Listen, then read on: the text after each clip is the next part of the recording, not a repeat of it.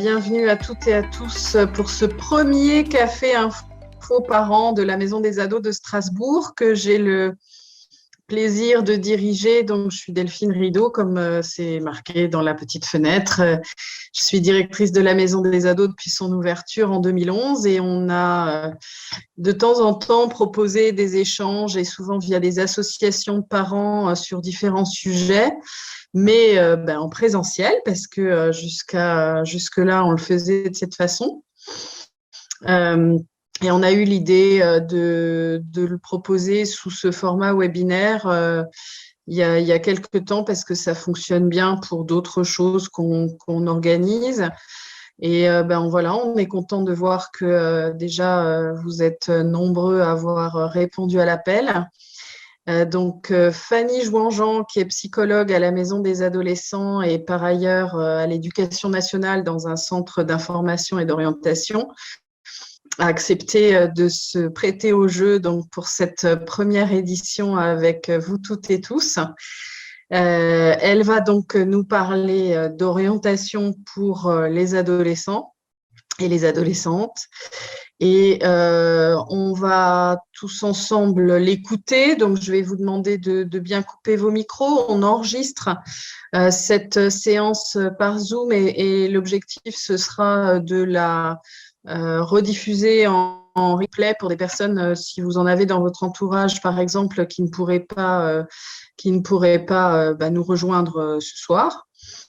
Ça veut dire que dans la seconde partie, qui sera la partie des échanges ou des questions, on vous propose de pas forcément allumer vos caméras si vous ne souhaitez pas figurer sur l'enregistrement. Vous pouvez aussi écrire vos questions dans le chat. Je serai là pour les suivre et les relayer à Fanny au fil des échanges. J'ai vu dans le chat là déjà que certains doivent partir plus tôt, il n'y a aucun souci. Vous pourrez retrouver ce que vous aurez manqué donc, dans le replay qu'on diffusera. En général, on les met sur la chaîne YouTube de la Maison des Ados et on pourra envoyer le lien aussi en direct aux personnes qui sont inscrites. Bien, Fanny, si tu es prête, je vais te laisser la parole donc, pour notre sujet du soir qui est celui de l'orientation. Voilà, Fanny, je te laisse la parole. En fait, on a pu avoir un échange avec des collègues de la Maison des Ados sur un peu les questionnements, parfois les difficultés en fait que peuvent rencontrer certains jeunes, mais aussi certaines familles, lorsqu'au collège se présente souvent pour la première fois la question de l'orientation. Donc cette question, elle amène à penser, à s'imaginer, à se rêver, bref, à se projeter dans un futur qui est plus ou moins proche, plus ou moins connu et parfois incertain. Ces projections, en fait, elles ne sont pas l'apanage des adolescents, elles sont également présentes chez les parents et en fait, de manière générale, je dirais, chez tous les adultes qui entourent l'adolescent, notamment au collège, les enseignants et la communauté éducative. Parfois, on peut entendre un certain sentiment de solitude face à ces questionnements et puis aux enjeux auxquels ils renvoient, du côté des ados, mais aussi, je trouve, du côté des parents, qui en fait n'ont peut-être pas le bénéfice d'appartenir à un groupe de pairs pour échanger. Donc en fait, c'est pourquoi ça nous a semblé intéressant de pouvoir vous proposer cette thématique, afin d'une part peut-être d'essayer d'apercevoir ce qui se joue pour l'adolescent lors de ces injonctions qui sont institutionnelles, c'est-à-dire choisir des études ou un projet professionnel, d'accompagner son enfant aussi dans la construction de son projet d'études, puis de son projet professionnel. C'est peut-être finalement le soutenir dans l'articulation entre sa réalité intérieure, ses rêves, sa quête d'identité, et puis une réalité externe. Et cette réalité externe, en fait, elle tend à se complexifier de par l'évolution du système scolaire, qui vient parfois un peu brouiller les repères que vous, en tant que parent, vous pouvez avoir de par votre propre expérience, et puis aussi du contexte socio-économique dans lequel on vit et qui finalement est très mouvant Voilà. Donc, en fait, je consacrerai ensuite, du coup, un temps pour vous donner aussi les grandes lignes. Dans les grandes lignes, les poursuites d'état à la classe de troisième. J'aborderai peu après le lycée. C'est trop complexe et ça prendrait trop de temps. Tant les possibles, en fait, sont multiples. Et puis, du coup, un temps d'échange pour pouvoir répondre à vos questions. Voilà, je tiens à préciser que chaque parcours est quand même parcours scolaire et de construction du projet est unique et multidimensionnel. Donc, parfois, ce sera peut-être dur pour moi de vous répondre de manière singulière en fait, à un cas particulier. Mais en fait, n'hésitez pas à poser des questions et je le ferai au mieux.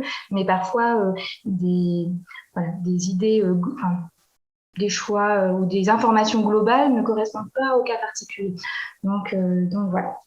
Je vous présenterai aussi toutes les ressources auxquelles vous pouvez avoir accès en fait en tant que parent, que les adolescents ont accès aussi, et puis les personnes ressources. Donc moi, donc en fait, je suis détachée à la maison des adolescents. Je travaille du coup au CIO de Schiltigheim et en fait, on intervient dans les établissements scolaires. Donc moi, pour ma part, je suis en collège, mais je pourrais aussi intervenir en lycée. Les psychologues d'éducation nationale, ils sont présents en fait du collège à l'enseignement supérieur. Donc avant d'aborder un peu ce qui renvoie aux questions d'orientation, il semble intéressant de revenir peut-être au sujet qui est directement confronté à ces questions, c'est-à-dire à vos enfants, qui sont en fait dans une période de leur vie qu'on a l'adolescence. Et à quoi on fait référence quand on parle d'adolescence? En fait, c'est un processus psychologique, mais aussi social et culturel. C'est une période qui débute de la puberté et qui se termine socialement à l'entrée à l'âge adulte. Je dis bien socialement parce que parfois psychiquement, ça prend plus de temps. Donc je disais que l'adolescence, ça fait référence à un processus psychologique, mais aussi social et culturel. C'est une période qui débute à la puberté et qui se termine socialement à l'entrée à l'âge adulte. Psychiquement, c'est peut-être parfois un peu plus long. C'est un processus qui est complexe, qui se caractérise par différents éléments, mais je les aborderai pas tous ici. C'est pas le sujet. Néanmoins, évoquer la dimension identitaire lorsqu'on aborde les questions d'orientation et leurs effets sur les jeunes me semble intéressant. Donc, les transformations corporelles, affectives et cognitives posent à chaque adolescent la lancinante question de son identité. Qui suis-je? Construire son identité, c'est s'accepter dans un nouveau corps, de réaménager les relations aux autres, aux parents, aux pairs, en tenant compte de toutes ces transformations et de se découvrir dans un style qui peut être plus personnel. C'est un travail qui est plus ou moins conscient et en fait, c'est un mouvement dialectique de va-et-vient qui prend entre prendre des distances par rapport et s'identifier à sa famille, puis prendre des distances par rapport à sa famille pour s'identifier à un groupe de pairs. Donc en fait, la relation aux parents, elle évolue, la relation aux pairs également évolue et les attachements familiaux et parentaux perdurent, mais en s'exprimant de manière différente. Le soutien parental, il fonctionne vraiment encore sans doute comme une base de sécurité qui permet à l'adolescent de s'en éloigner sans rupture la plupart du temps, mais avec une transition du groupe familial au groupe en fait de pairs. Et cette transition lui permet d'expérimenter et d'opérer des choix. Ce double mouvement de détachement parental et d'investissement vers d'autres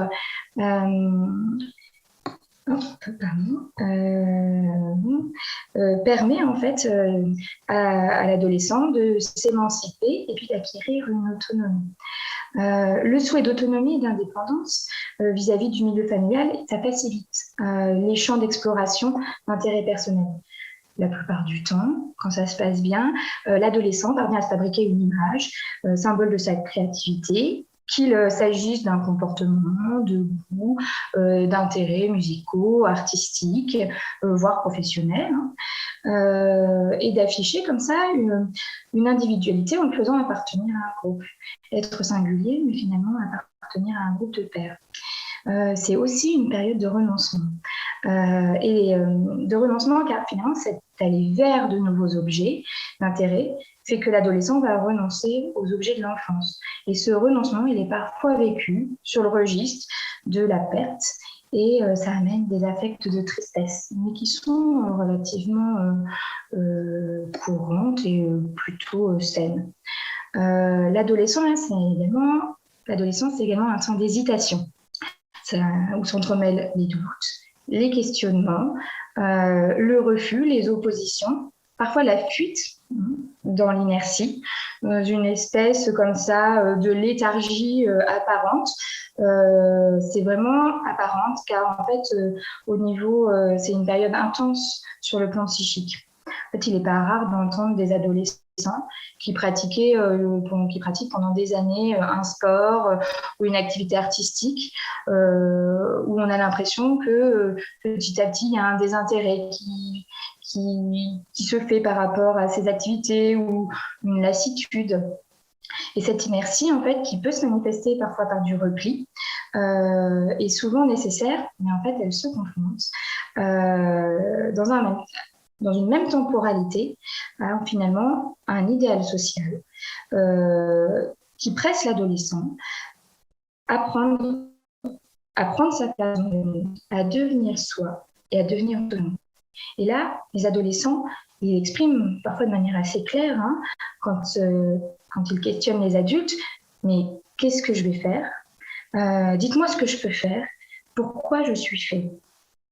Et souvent, ils se sentent oppressés aussi par ces questionnements qui, notamment en troisième, pour le vivre quotidiennement, est une question récurrente par l'ensemble des adultes qui entourent le jeune.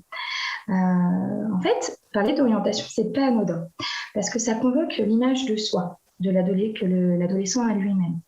Or, un jeune qui éprouve des difficultés, que ce soit d'apprentissage, de comportement ou dans ses relations en fait avec les autres, aura une image de soi qui risque d'être abîmée. Et en fait, notre système scolaire fait que cette injonction au choix, elle est d'autant plus présente et précoce pour les élèves qui sont en difficulté scolaire.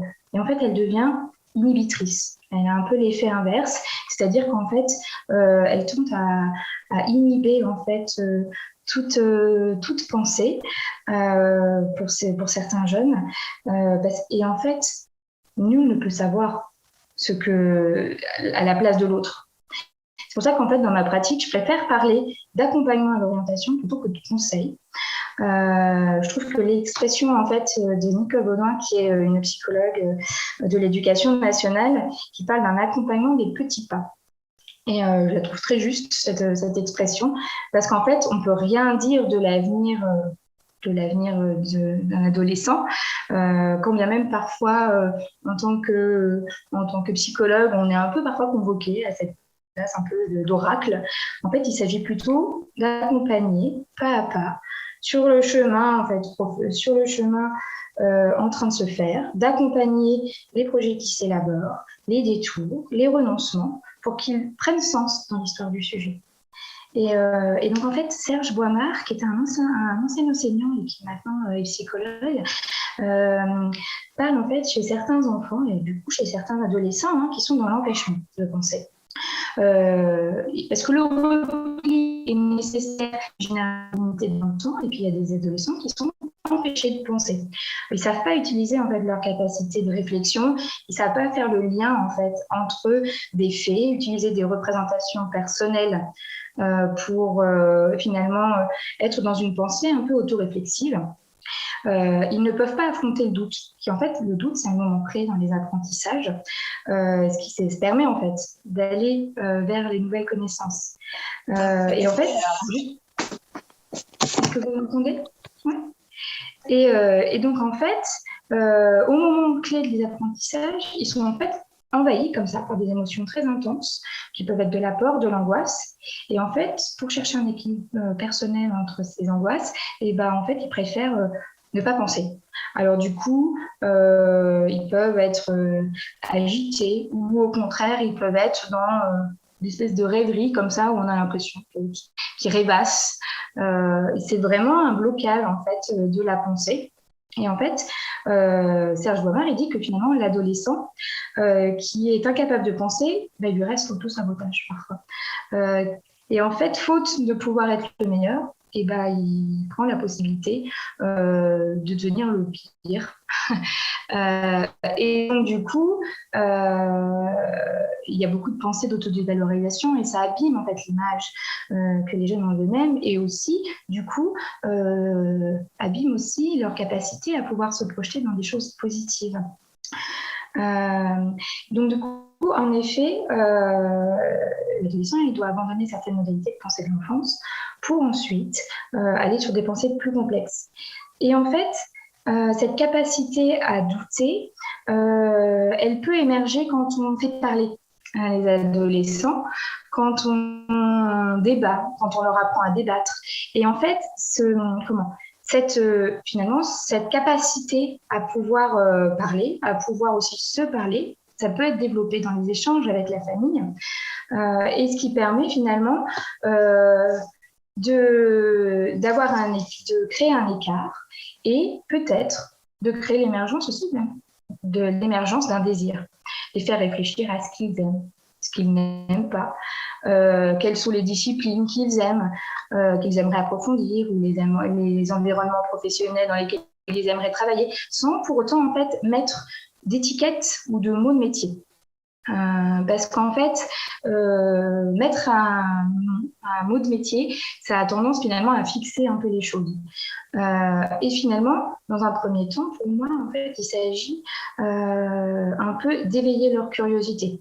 Et en fait, la curiosité, c'est un processus dynamique, c'est un aller vers. Et pour moi, c'est un premier nécessaire, même indispensable en fait, qui est préalable à la question du choix. En fait, faire un choix, c'est nécessairement renoncer à des possibles. Mais pour qu'il y ait des possibles, il faut pouvoir les imaginer et les inventer. Et pour moi, c'est le projet premier de l'élève, c'est d'être élève et d'être curieux. Quand il y a des idées, des envies sur un travail ou des représentations, on peut travailler les représentations de l'adolescent, justement, sur son projet d'orientation.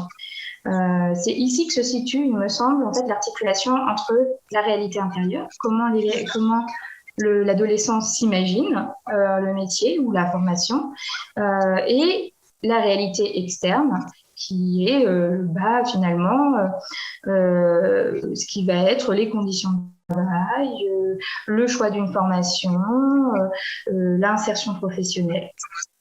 Donc finalement, il y a aussi toute la question de ce qu'on appelle, ça fait partie des déterminants de l'orientation. Et c'est des choses très concrètes, mais qui sont extrêmement importantes. Et ça permet dans la discussion que l'adolescent puisse prendre conscience de ces déterminants de l'orientation et comment ces déterminants peuvent avoir des effets sur leur choix d'orientation, sur leur projet. Ça nécessite finalement de voir si ce projet d'étude il se fait par rapport à soi, mais aussi par rapport à son environnement. Quels sont finalement les messages qu'entend l'adolescent sur les environnements professionnels qui l'entourent? Quels sont aussi les retours positifs ou négatifs qu'il a quand il discute de son projet. Ça nécessite aussi pour l'adolescent une certaine mobilité psychique pour prendre conscience de ces déterminants et éventuellement pour faire un pas de côté par rapport à ces déterminants. C'est ici que l'adulte peut l'aider à faire ce pas de côté en partageant finalement ses propres expériences, son propre vécu de sa scolarité, qu'elle soit bonne ou mauvaise, de son insertion professionnelle. Ça permet de mettre en fait en récit ce vécu avec le recul que les parents ont en tant qu'adultes sur finalement parfois des difficultés mais qui peuvent être dépassées et qui paraissent insurmontables en fait pour certains adolescents. Il est également important de pouvoir amener des éléments de réalité. Je disais donc il y a des éléments de réalité, ça permet d'enrichir finalement quand il y a déjà une idée, c'est d'enrichir les représentations que l'adolescent a du métier. C'est ce que je vous disais par rapport aux conditions de travail, au taux d'insertion. Pour vous donner un exemple relativement concret et courant dans ma pratique, il s'agit de la forte envie de certaines jeunes filles au collège de notamment travailler dans le domaine de la petite enfance. Ce sont souvent, alors je dis des jeunes filles parce que je crois que j'ai encore presque 10 ans d'expérience professionnelle. J'ai pas encore rencontré de garçons, je mets vraiment ça au féminin. Qui ont des expériences en fait positives en dehors de l'école à s'occuper d'enfants en bas âge, que ce soit dans leur entourage ou dans leur famille. Et puis qui aussi se projettent assez rapidement dans l'insertion professionnelle, qui n'envisagent pas forcément des études longues. Et du coup, souvent, quand on les questionne sur ce qui détermine ce choix, en dehors de l'aspect affectif de pouvoir être en lien avec des enfants et éventuellement jouer, les nourrir, il y a tout un pan en fait du métier qui n'est pas perçu. Qui va être tout ce qui va être l'hygiène, la représentation aussi de l'environnement professionnel est assez vague. Donc en tant qu'adulte, on peut justement venir étayer et enrichir ces représentations, c'est-à-dire en troisième, si parmi vous avez des enfants qui sont en troisième, je trouve que le stage de troisième permet en fait de pouvoir toucher la réalité concrète du métier. Et souvent, par exemple, pour cet exemple, quand les jeunes filles arrivent à avoir un stage en crèche, notamment quand c'est des grandes crèches, elles reviennent et pour le coup, le doute qui n'était pas là, c'est un peu initié parce qu'il y a quand même des aspects du métier qui sont peut-être fatigants, contraignants, pas indépassables quand on a vraiment envie de faire ça, mais qui sont importants à prendre en compte. En fait, en enrichissant, il ne s'agit pas du tout de déconstruire leur projet. C'est pas, en tout cas, moi, c'est pas comme ça que je conçois les choses, mais c'est de leur permettre, en fait, de leur donner un maximum de billes pour pouvoir faire un choix éclairé. Ensuite, il y a peut-être une part qu'en tant que parent, c'est difficile en fait de toucher, c'est la part inconsciente qui est présente en fait dans la construction du projet d'orientation. Par exemple, les choix en miroir par rapport à un métier exercé par une personne de l'entourage dont la personne est très attachée affectivement. Donc ça, c'est peut-être des choses qui sont peut-être plus difficilement, sur lesquelles l'échange avec son enfant est peut-être plus difficile, mais ça se tente. Voilà. Et puis vient également un autre principe de réalité. Il y a un principe de réalité qui est celle de l'organisation des études et des possibilités en termes de formation, de diplôme, de lieu. Et en fait, parfois, ce principe de réalité, il peut se révéler brutal. En fait, quand un adolescent se projette fortement dans un parcours d'études ou de formation et que celui-ci, il ne se révèle pas aussi simple que ce que l'ado s'imagine, en fait, voilà, ça nécessite un travail quand même d'accompagnement. En fait, un autre déterminant dont je n'ai pas encore parlé et qui pourtant est plus que présent dans le quotidien en fait, de vos enfants, c'est en fait les résultats scolaires. Et en fait, et en ce qui découle des décisions d'orientation dans les classes dites paliers d'orientation, donc la classe de 3e au collège, puis la classe de seconde et la classe de terminale pour le lycée. Et donc, à la suite de la classe de 3e, je vais vous présenter un petit peu les voies de formation possibles. Donc là, je vais juste vous partager un document. Je voudrais juste poser une question. Quand on n'a pas eu de nouvelles de ses enfants pendant plus de 2 ans, comment on fait pour suivre la scolarité de ses enfants? Alors, si légalement, vous êtes encore un responsable légal, vous avez normalement le droit d'avoir accès à sa scolarité au niveau ne serait-ce que d'avoir accès en fait aux résultats scolaires, à l'environnement numérique de travail. Je l'ai, donc par le lien de l'école. D'accord. Mais je n'ai aucun contact avec mes 2 enfants qui ont suivi un parcours dans un collège.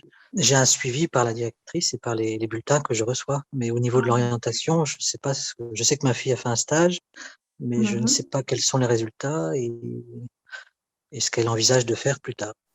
Oui, c'est vrai que s'il n'y a pas d'échange, c'est compliqué. Je ne sais pas si c'est Je vous le fais pas dire. de pouvoir en discuter peut-être avec l'autre parent. Enfin, ça dépend là, de tout un tas aussi de facteurs relationnels, en fait. Comment circule l'information entre les deux adultes responsables des enfants. Enfin, donc c'est vrai que c'est une question qui est complexe, à laquelle j'aurais du mal à amener de réponse.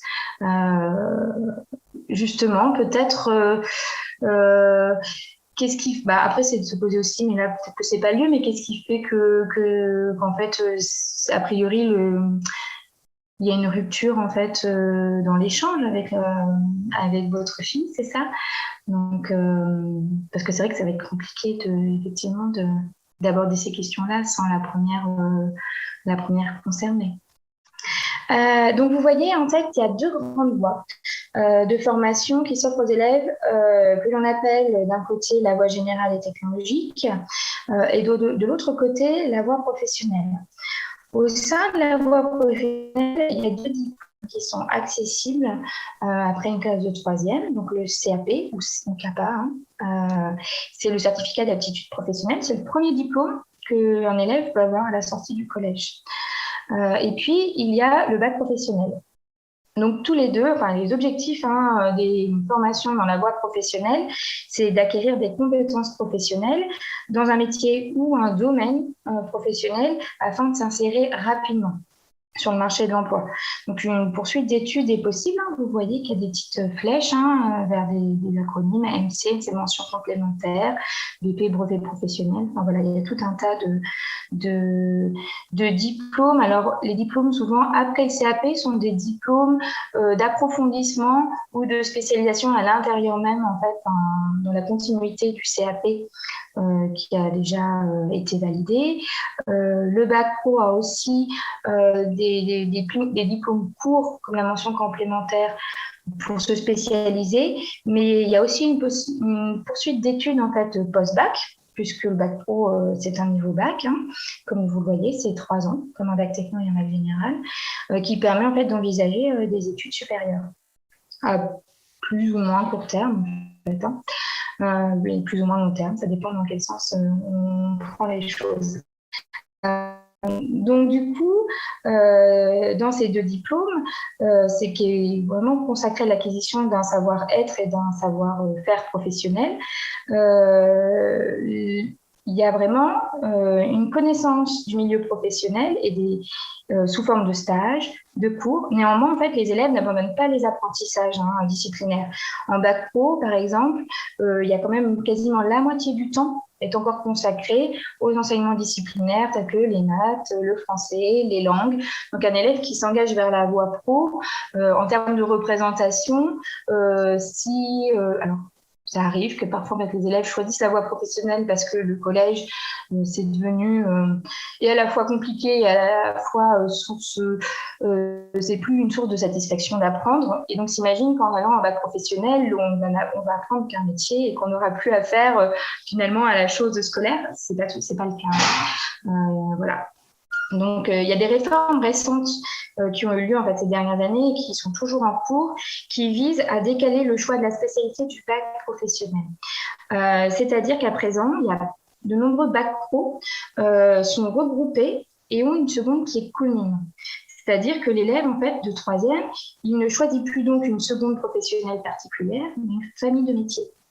Pour un exemple concret, auparavant, en troisième, il y avait un élève qui était intéressé par le domaine de la comptabilité ou de la gestion, pouvait demander une seconde professionnelle, gestion-administration. Alors, ça ne s'appelle plus comme ça. Là aussi, par rapport, on disait qu'il y avait les évolutions venaient brouiller parfois l'expérience que peuvent avoir, les repères que peuvent avoir les parents de leur propre expérience. Les noms de formation changent très régulièrement. Parfois, c'est le nom qui change pour finalement des modifications à l'intérieur du contenu qui sont minimes. Mais je pense que par exemple, ce bac pro, en 10 ans, il a bien choisi, il a bien changé, je pense, 3 fois non. Donc, c'est difficile pour se repérer aussi. Donc, par exemple, avant, ils choisissaient un bac pro, une seconde professionnelle gestion administration. Maintenant, cette seconde professionnelle gestion administration, elle est commune avec la spécialité, le bac pro logistique, et avec le bac pro, ce qu'on appelait avant transport et qui maintenant s'appelle gestion de l'organisation et du transport de marchandises. Donc, c'est des grands mots, mais voilà. Ce qui permet en fait à l'élève de pouvoir finalement découvrir des différentes spécialités afin de choisir en fin de seconde celle pour laquelle il porte le plus d'intérêt. Pour intégrer la voie professionnelle, outre le fait de devoir se projeter, de faire un choix, tout ce que j'ai pu évoquer auparavant, en fait, il y a une réalité, je dirais, administrative qui dépasse totalement le sujet et qui fait quand même malheureusement peu état de tout le travail qu'on demande aux élèves de faire et qui est important, hein, ce travail de projection, mais finalement c'est en fait l'affectation dans les filières. Intégrer un bac professionnel ou un CAP, c'est la même procédure. Il faut d'abord finalement passer par l'étape du conseil de classe ou du conseil d'orientation, qui lui, donc c'est l'ensemble des professeurs. Hein, le conseil d'orientation, c'est la même chose que le conseil de classe, on parle juste d'orientation. Donc c'est l'ensemble des professeurs de la classe de 3e qui finalement vont donner un avis sur la pertinence du choix et la capacité supposée de l'élève à être en réussite dans ce choix, en prenant en compte les résultats scolaires qui sont censés être le reflet des compétences acquises ou pas au cours du cursus, mais c'est aussi la question de l'autonomie dans le travail personnel. Et une fois, donc, pour ceux qui ont des enfants en 3e, donc le conseil en fait se positionne, hein, donne un avis favorable ou défavorable, et une fois qu'on passe l'étape de l'avis favorable, vient ensuite la sélection qui se fait vers un classement informatique des demandes. Détail sur les résultats scolaires en fonction des spécialités demandées. Et en fait, c'est ici, selon moi, qu'il y a à soutenir la capacité du jeune à se réinventer, à s'ouvrir à d'autres possibles que l'objectif initial, parfois à différer cet objectif en imaginant des détours, parce qu'en fait, le processus psychologique nécessite un temps d'élaboration psychique qui est souvent bien différent de la temporalité de l'école. C'est pour ça que tout au long de l'année, parfois c'est difficile, en tout cas dans mon travail, d'ouvrir en fait un maximum de possibilités, parce qu'après il y a des contraintes en fait, des contraintes institutionnelles qui dépassent totalement fait toute l'élaboration psychique que l'élève peut faire en fait, s'arrimer à une idée, pouvoir la penser, être plus ou moins sûr de son choix, et puis comme ça parfois un coup près tombe, il n'y avait pas assez de place dans la formation, et puis c'est les notes qui rentrent en compte, c'est pas la construction du projet. Donc parfois c'est difficile à vivre et ça relève d'un sentiment légitime, parfois d'injustice pour les adolescents et pour leurs familles. Donc voilà. Donc, la voie qui est en orange, c'est la voie générale et technologique. Donc finalement c'est une voie qui permet l'approfondissement des connaissances acquises au collège, qui a pour but de continuer les études supérieures. Donc les élèves en fait s'engagent dans une seconde générale et technologique. Au collège, on ne leur demande pas déjà de se positionner soit sur un bac général, soit sur un bac technologique. Et puis en fait à la fin de la seconde générale, c'est pareil, il y a de nouveau un conseil d'orientation, et puis l'élève dit ce qu'il aimerait faire, et là c'est pareil, l'étendue des possibles en fonction de ses résultats scolaires, éventuellement du projet, parce que là pour le coup c'est pas un logiciel informatique qui classe les élèves, c'est des décisions faites par des enseignants. Donc, et puis il y a moyen aussi, mais même au collège, de dire qu'on n'est pas d'accord avec la décision des enseignants et de pouvoir faire appel. Et donc là, on va après à une commission qui permet que le dossier soit étudié d'une manière un peu plus objective, puisque c'est des enseignants que l'élève ne connaît pas, et où l'élève et sa famille viennent un peu dire pourquoi ils ne sont pas d'accord avec la décision et pourquoi ils font appel. Donc, il y a quand même des processus de discussion qui parfois n'aboutissent pas forcément favorablement pour l'élève, mais en tout cas, il y a quand même ce temps qui peut être pris pour discuter de son projet, de ses motivations et dire aussi pourquoi peut-être qu'il y a eu des difficultés au courant de l'année qui permettent, qui ont fait que le conseil de classe ne s'est pas positionné en accord avec leur choix.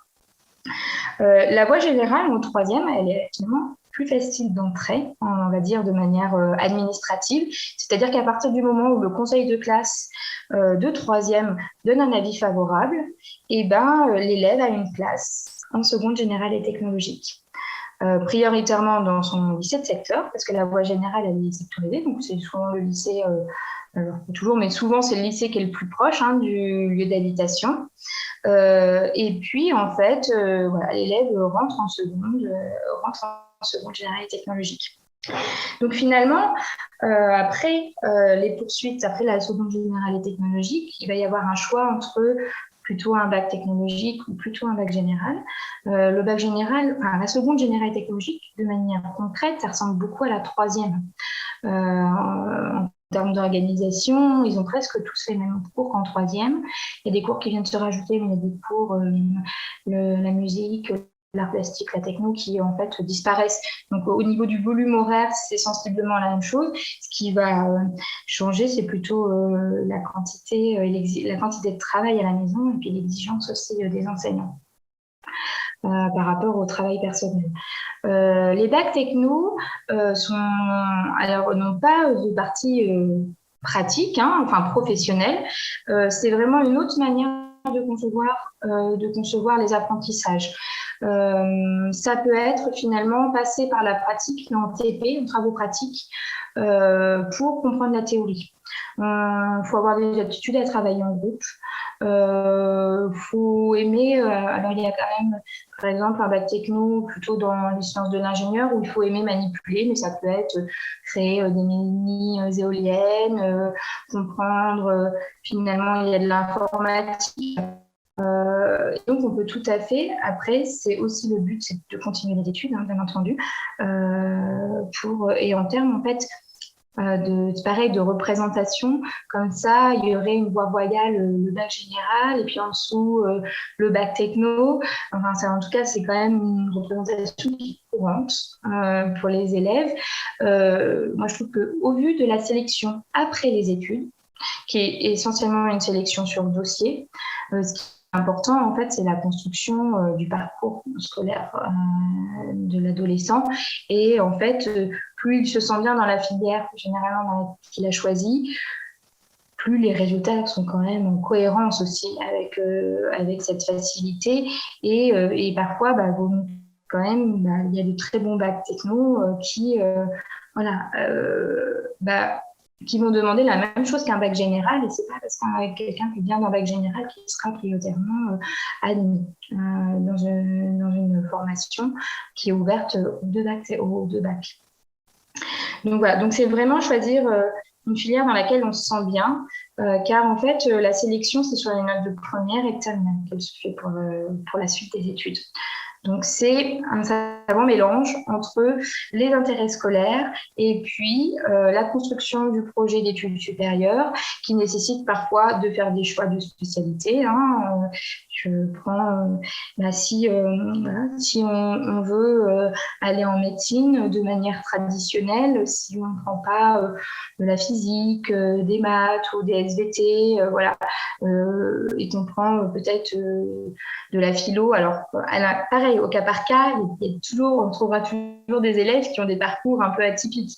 Mais de manière générale, les études, par exemple, de la première année de médecine se basent beaucoup sur des connaissances en physique, en maths et en SVT de terminale générale. Donc, quand on vient d'un autre parcours, c'est pas impossible, mais ça nécessite un peu plus peut-être d'efforts et de rattrapage en fait, des notions qui n'ont pas été vues au lycée.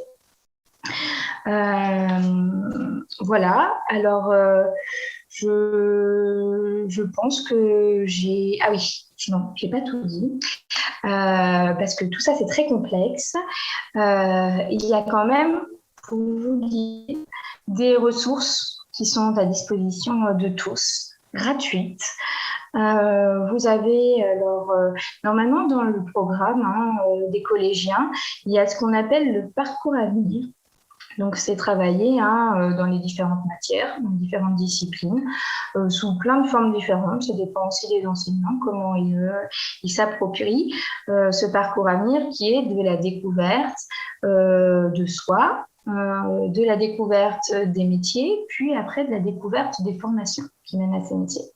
Mais pour vous, en tant que parents, pour explorer un peu les domaines professionnels et de formation, il y a des sites qui sont assez faciles d'accès. Le site de l'ONICEP, qui pour le coup est un site, l'ONICEP c'est l'éditeur en fait de l'éducation nationale, donc les informations que vous retrouvez dessus, elles sont mises à jour, elles sont fiables, il n'y a pas de publicité pour une école plus que pour une autre, c'est des informations qui sont objectives. Pour les élèves, moi je sais que je préfère travailler avec ONICEP TV, parce qu'ONICEP.fr, c'est beaucoup de fiches métiers à lire, et parfois c'est pas très attrayant pour les élèves. Par contre, ONICEP TV a beaucoup de vidéos, que ce soit de métiers ou de formation, avec des témoignages de professionnels, d'élèves en formation. C'est vrai que là, la situation sanitaire fait que les élèves, ils ont moins d'opportunités d'être en contact avec avec les environnements professionnels, et même pour les stages, parfois c'est plus limité. Pour aller dans les lycées, aller aux portes ouvertes, parfois c'est à distance, donc ça va pas, c'est pas très concret en fait à distance pour les élèves. Donc du coup, ONICEP TV, on voit des témoignages d'élèves. Souvent, c'est plus parlant qu'une fiche métier. En parlant de fiches métiers, les fiches métiers du site sont très bien faites. Sont complètes, on y retrouve le salaire, le parcours d'études, les différentes possibilités d'études.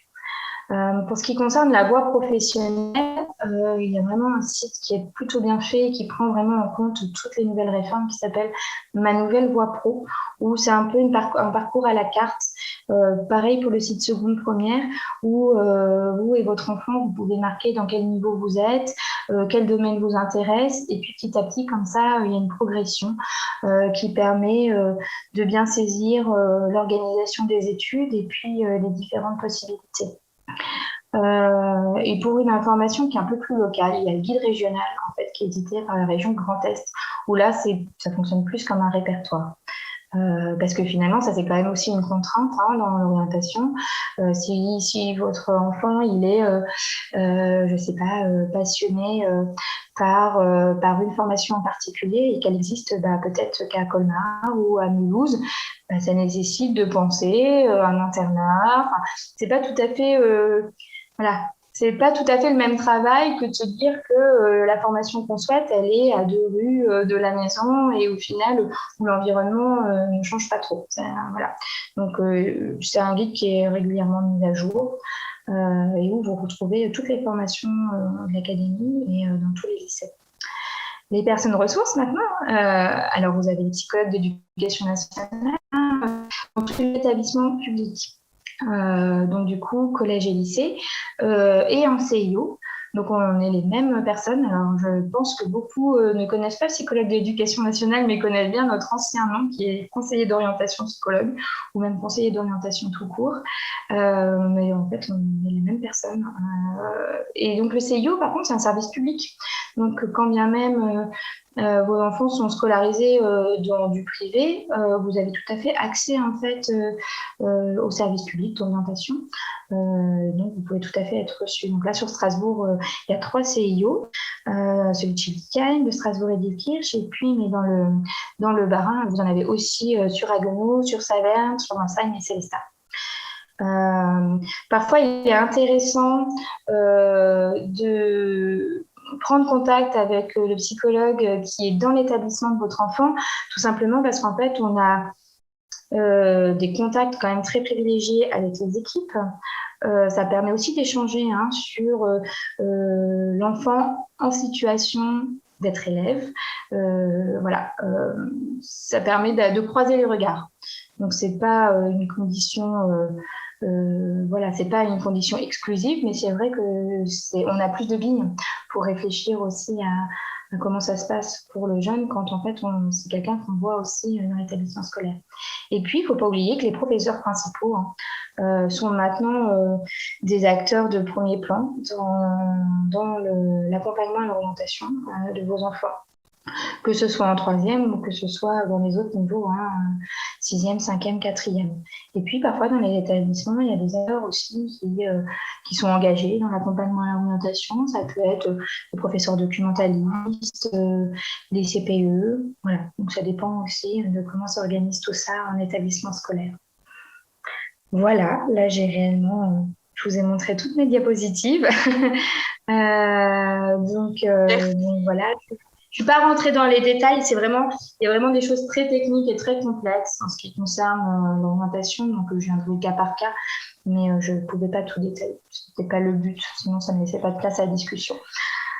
Merci beaucoup, Fanny. Il y a quelques questions que j'ai repérées déjà. Alors, il y a des choses auxquelles les gens répondent entre eux et ça marche plutôt bien, mais il y a quand même peut-être matière à discuter des possibilités de stage en dehors du stage de troisième. Il y a des personnes qui font partager leurs soucis liés au fait que des stages de troisième n'ont pas pu avoir lieu, notamment là en période sanitaire un peu contrainte, et quelles sont les possibilités pour... donc, il y a des personnes qui ont partagé la possibilité de faire des stages dans le cadre des chambres métiers, voilà. Mais apparemment, les collèges ne le permettent pas forcément sur le temps scolaire, c'est ça? Il faut que ce soit sur les périodes de vacances? Oui, alors c'est ça. Donc à partir de 14-15 ans, bon, généralement plutôt 15 ans, mais bon, à 14 ans, ça dépend en fait sur qui on tombe, à la chambre des métiers et à la chambre des métiers et chambre de commerce. Il y a effectivement sur leur site, qui est plutôt bien fait, un onglet scolaire avec avec une convention de stage qui permet de faire un stage d'observation de 1 à 5 jours maximum. Donc effectivement, c'est pendant les vacances scolaires, mais c'est pas uniquement pour les élèves de troisième, ça peut être aussi pour des élèves, par exemple, qui sont en voie générale ou en voie technologique, puisque c'est réservé, enfin, c'est pour des élèves qui sont scolarisés. Donc en fait, il n'y a pas de stage prévu en seconde, mais en fait, à l'initiative de l'élève, il peut tout à fait en faire un pendant les vacances scolaires. Après, autoriser des stages hors période de stage sur le temps scolaire, je dirais que ça dépend les chefs d'établissement. Voilà, parce que c'est une gestion interne. Certains, compte tenu de la situation, se disent, se privilégient le fait qu'un stage, c'est peut-être pas, même ceux qui ont la possibilité de faire des stages, parfois c'est le stage dont ils rêvaient. Et puis en fait, en s'en rendant compte, je prends par exemple l'exemple de la petite enfance, les jeunes filles qui font ce stage-là et puis qui disent, en fait, c'est plus ça que j'ai envie de faire, qui se reprojettent dans une autre formation et qui là se retrouvent pareil, bloqués en disant « Ah mais mince, comment je vais faire pour savoir si ça me plaît ?» Ça, voilà, moi je connais des chefs d'établissement qui prennent en compte aussi ça et qui préfèrent parfois avoir 1 ou 2 journées exonérées de cours pour pouvoir aller découvrir un domaine pour pouvoir consolider un choix d'orientation, et puis d'autres qui c'est plus compliqué d'envisager ça.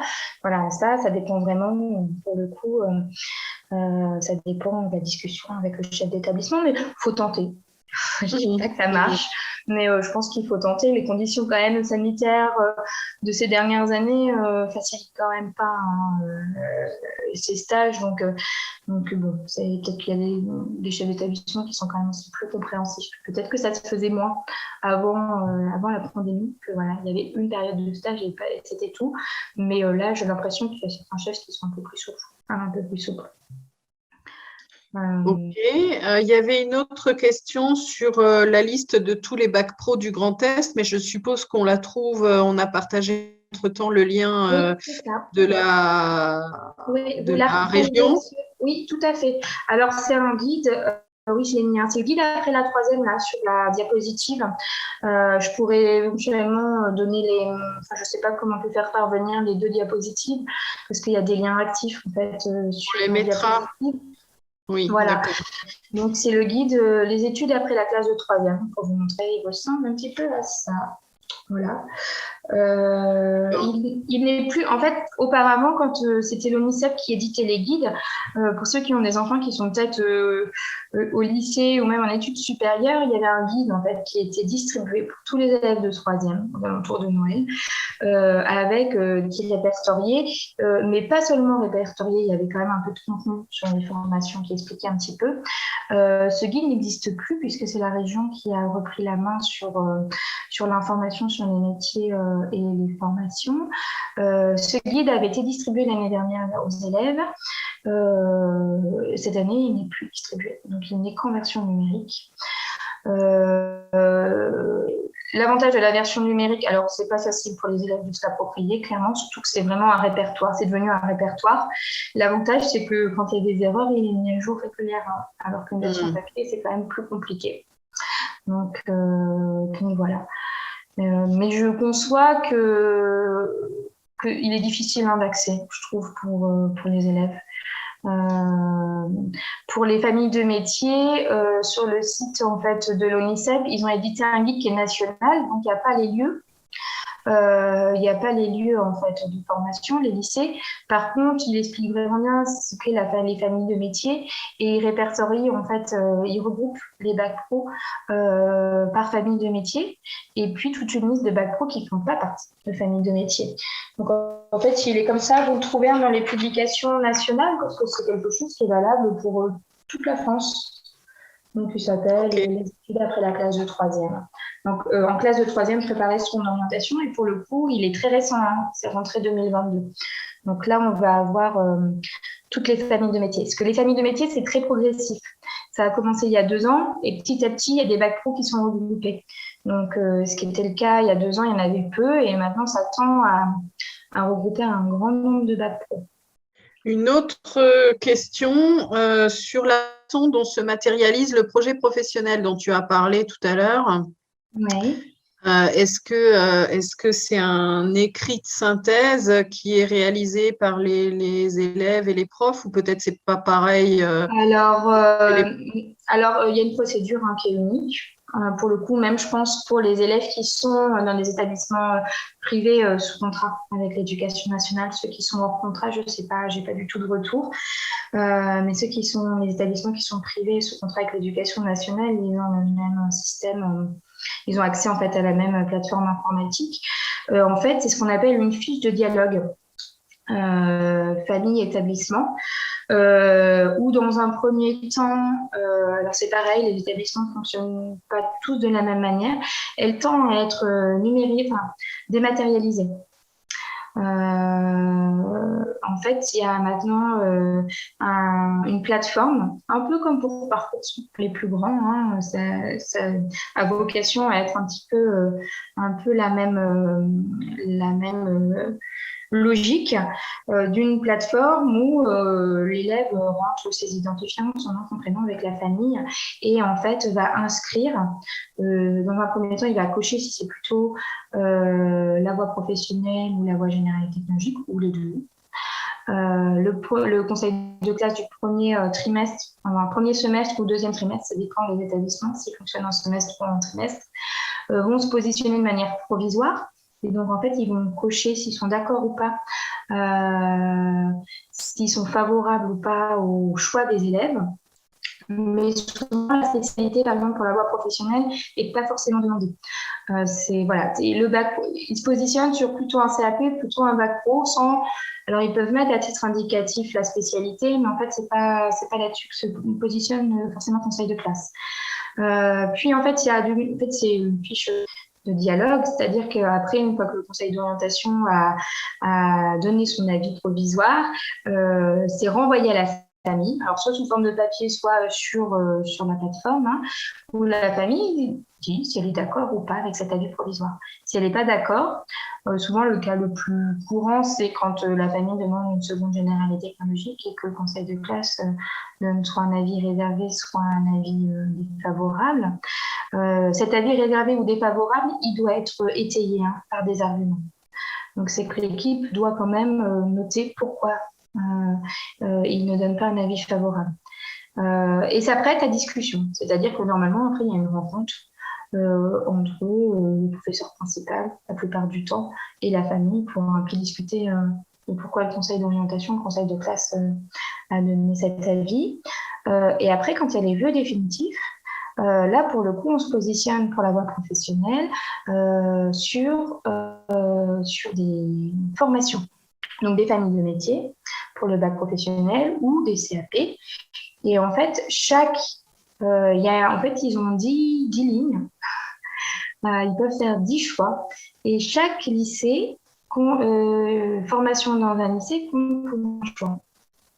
Donc, par exemple, je ne sais pas, quelqu'un qui demande les métiers de la relation client, qui correspond à un bac pro, par exemple, au commerce, ou le bac pro accueil, il y a 4 lycées qui le proposent sur Strasbourg, et ben, il va pouvoir demander les 4 lycées, et ça fait 4 vœux. Voilà. Donc, chaque formation dans un établissement correspond à un vœu.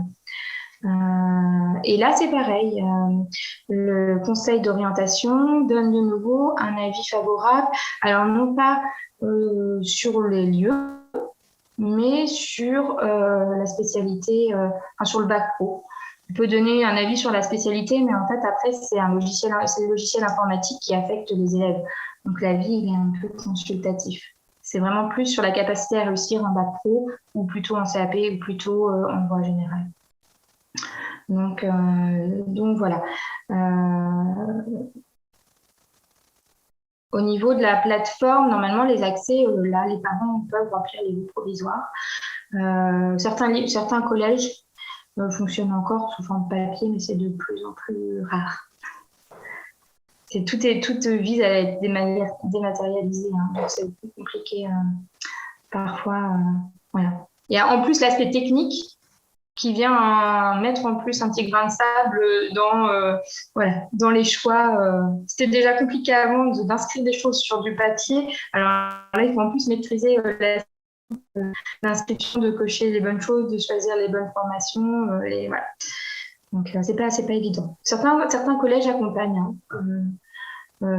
justement l'aspect numérique en fait, de la procédure, mais c'est pas le cas partout. Une autre question sur la façon dont se passent les immersions. Alors, les immersions, alors c'est pour les lycées professionnels, voilà. Car en fait, oui, c'est ça, pour les immersions pour le lycée professionnel.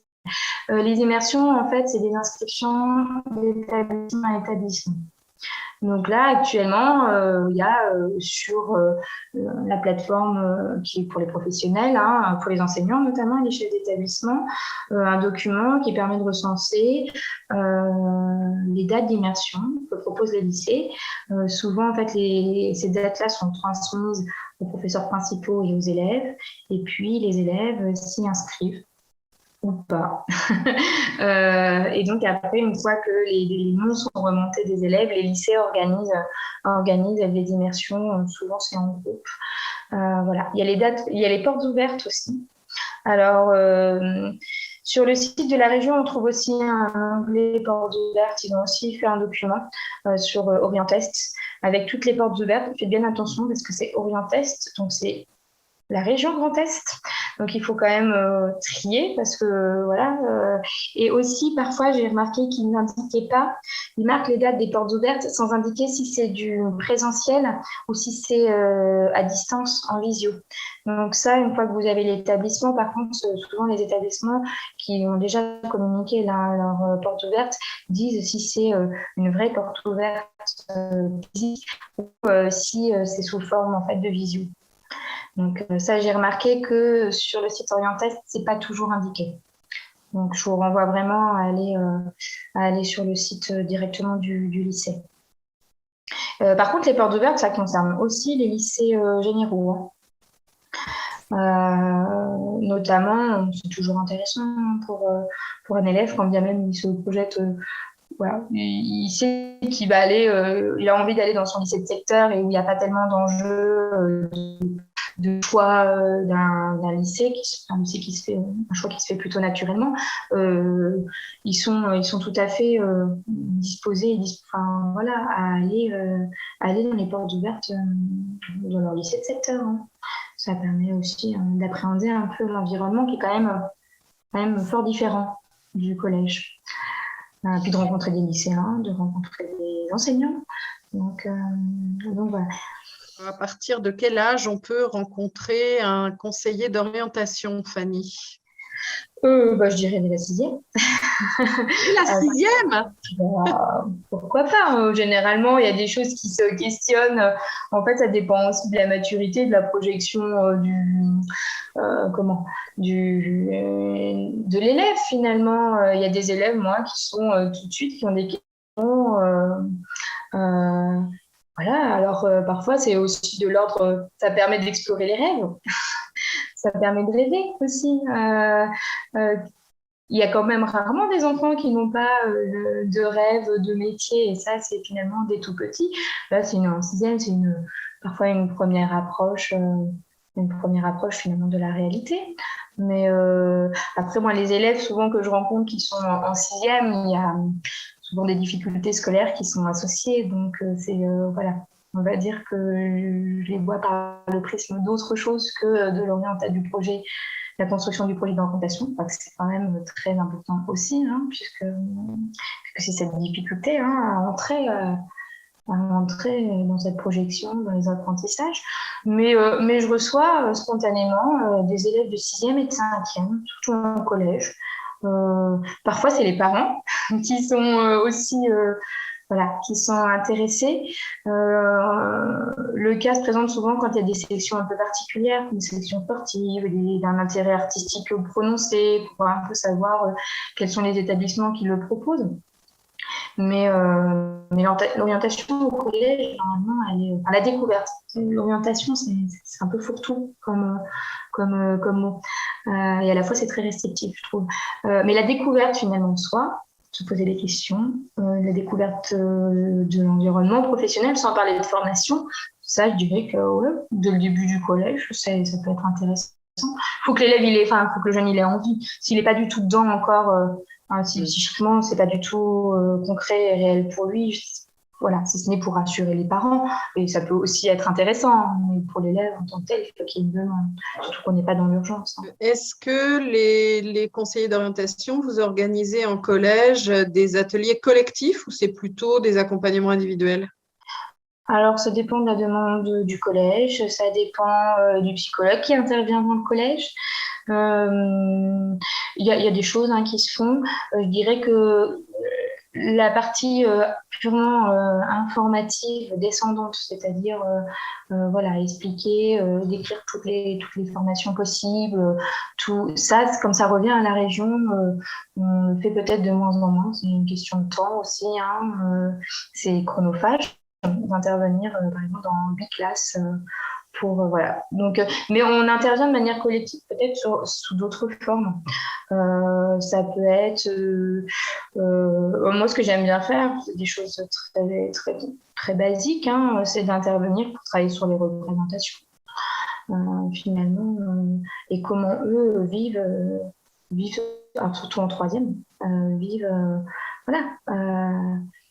cette période-là qui s'annonce parfois pour certains très loin, même en janvier, alors que le temps passe très vite. Voilà. Donc oui, mais je sais qu'il y a des collègues qui font des ateliers peut-être plus sur la motivation scolaire,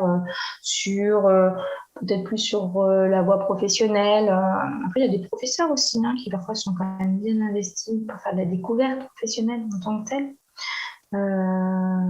Donc oui, ça nous arrive d'intervenir, mais c'est pas quelque chose qui est... Nos interventions dans les établissements, elles sont aussi en fonction de ce que nous, on pense intéressant pour le public auquel on a affaire.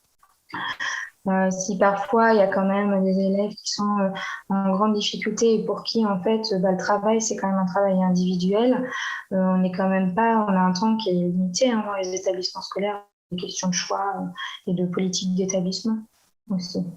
Et j'en ai une petite dernière. Est-ce que c'est possible, facile? Comment on peut quitter la seconde générale pour reprendre un cursus plus professionnel? Oui, alors c'est possible. Facile, je sais pas. Mais voilà, c'est possible. Alors là, dans le schéma que j'ai, il n'y a pas. Si vous tapez schéma des études après la troisième UNICEF sur Google, vous verrez qu'il y a plein de schémas qui ressemblent beaucoup à celui-ci, mais où il y a tout un tas de flèches pour dire les allers-retours et les possibilités en fait de passerelles. Moi, je ne l'ai pas pris parce que je trouve que ça tend un peu rendre le message un peu flou. Mais oui, bien sûr, les élèves qui sont en seconde générale et qui sont en souffrance, qui finalement se rendent compte que quelque chose de plus concret ou qui avaient peut-être un projet professionnel déjà un peu construit en troisième, mais qui, pour un tas de raisons, finalement, se sont dit qu'ils voulaient aller en seconde générale et technologique. Il y a des passerelles, il y a des dispositifs qui existent, qui sont mis en place tous les ans pour ces élèves pour qu'ils puissent, en janvier, pouvoir profiter d'immersion dans les lycées pour voir si ça correspond. En fait, si l'idée de la formation qu'ils souhaitent faire en lycée professionnel leur correspond. Et si ça se passe bien, ils peuvent même intégrer en fait une seconde professionnelle ou une première professionnelle en fait, dans ces lycées-là. En fait, là où je disais que c'était possible, mais parfois difficile, c'est la question des places. C'est-à-dire qu'en fait, c'est sur les places restantes. Et sur Strasbourg, il manque clairement des places en lycée professionnel. Donc parfois, quand bien même le projet est très élaboré, très construit, c'est difficile d'accès, tout simplement parce qu'il n'y a pas de place. Et autant qu'on peut créer des classes en lycée général parce qu'il suffit de voilà, c'est grossier, mais il suffit de rajouter des tables et des chaises. En fait, en lycée professionnel, il y a des ateliers, il y a du matériel, et en fait, du coup, les classes sont pas du tout extensibles. Donc, il y a quand même cette question en fait de la disponibilité des places dans les formations professionnelles. Mais en fait, c'est des choses qui se travaillent vraiment, je dirais, quand un élève, il est vraiment pas bien en seconde, il faut travailler ça quasiment dès la fin du premier trimestre, dès décembre ou tout début janvier, pour envisager les choses un peu sereinement. L'inverse est aussi parfois possible, quelqu'un qui est en seconde professionnelle, qui se rend compte qu'il n'est pas bien. Alors généralement, quand il veut changer de voie professionnelle, c'est-à-dire qu'il veut rester dans la voie professionnelle, mais il veut changer de spécialité, des choses qui se questionnent à l'intérieur du lycée. C'est des accords, parfois, ça se discute avec le chef d'établissement, avec les professeurs principaux. Pareil, il y a toujours une question un peu de place. Il y a des immersions qui peuvent être proposées. Là, c'est pareil, il y a des établissements qui sont plus ou moins souples dans la manière d'envisager les réorientations. Et puis, par contre, pour qu'un jeune qui est en seconde professionnelle puisse réintégrer la voie générale et technologique, il faut quand même qu'il ait eu préalablement en troisième un avis favorable pour la seconde. C'est-à-dire que si le conseil de classe de troisième n'avait pas donné un avis favorable pour une seconde générale et technologique, si l'élève est en seconde professionnelle mais qu'il veut vraiment retourner dans la voie, alors soit vers une première générale, généralement ils redoublent, en fait, plutôt ils vont plutôt en seconde générale et technologique. Mais alors là, c'est quand même plus compliqué. Il y a des dossiers qui se font pour demander. Mais c'est pas forcément quelque chose de très fluide en fait. C'est pour ça que le fléchage sur les schémas il est bien, mais c'est plus complexe dans la réalité. Mais quand il y a un projet de réorientation, il faut assez rapidement l'évoquer. Il ne faut pas avoir peur de l'évoquer au professeur principal, au psychologue d'éducation nationale du lycée, pour pouvoir envisager les choses assez tôt. J'ai pas du tout parlé de l'apprentissage, mais l'apprentissage est aussi une manière en fait d'obtenir un diplôme. On peut très bien préparer un bac pro ou un CAP soit par la scolaire, c'est-à-dire sous statut, on va faire les cours en lycée et puis on a des périodes de stage en première, en seconde et en terminale. Mais on peut aussi très bien préparer l'obtention d'un bac professionnel ou d'un CAP par la voie de l'apprentissage, donc par la voie de l'alternance. Donc on signe un contrat, l'élève signe un contrat d'apprentissage. Donc il n'est plus en lycée, il a une unité de formation des apprentis, ou un centre de formation des apprentis, ça dépend du nom, et il alterne entre période du coup en entreprise, il est considéré comme un salarié, et période de formation au centre de formation. Sachant que c'est le même diplôme qui est préparé, donc les mêmes attentes, même par exemple pour un bac professionnel sous statut d'apprenti, il aura aussi toutes les disciplines scolaires. Donc ça nécessite aussi une certaine autonomie pour les élèves, puisque comme ils vont moins souvent en cours, il y a quand même plus de travail à la maison. Ça veut dire que après une journée de travail, il faut pouvoir aussi travailler le côté scolaire, parce qu'il y a des choses à rendre peut-être 15 jours après ou dans un mois, tout dépend comment fonctionne l'alternance. Mais c'est tout à fait possible aussi d'envisager de se former par l'alternance. Toutes les formations ne se font pas en alternance. À l'inverse, il y a des formations qui se font que par l'alternance et pas dans la voie scolaire. C'est le cas, par exemple, là je parlais tout à l'heure de la petite enfance. Le CAP, alors ce qu'on appelait avant le CAP petite enfance, mais qui s'appelle maintenant CAP accompagnement éducatif petite enfance, celui-ci, il n'existe pas par la voie scolaire. Il n'existe que par l'apprentissage. Ce qui veut dire que dès la troisième, il faut pouvoir trouver une entreprise, là aussi, pouvoir proposer qu'on fasse un stage parce qu'on s'engage quand même sur 2 ans, voire sur 3 si on fait un bac pro, et que c'est un contrat de travail, donc il y a des droits, mais il y a aussi du coup des devoirs.